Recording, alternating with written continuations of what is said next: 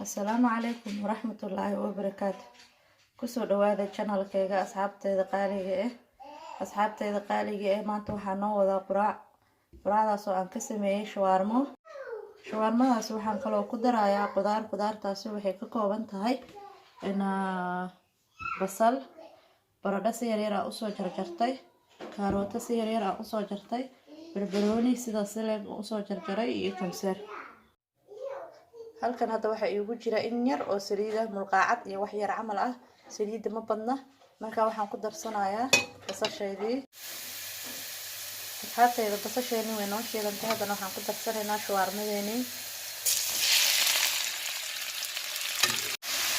waan soo gudbiyay hadda xogaa yar waa soo gudbiyay waxaan ku darayaa in yar oo huruud ah shawarmada cusbo iyo wax walba iyada wadato oo meesha markaa soo iibsanaysid way diyaarsan tahay waa lagu soo daraa xawaashideedii wixii laakiin aan waxaan ku kordhisanayaa in yar oo huruud ah inkana waxaan ku darsanaynaa kaarootadeeni asxaabtayda caruur yar iga daba hadlaysa karaal noqdata askooda maqlaysaa maasha Allah marka hadda waan daboolaynaa insha Allah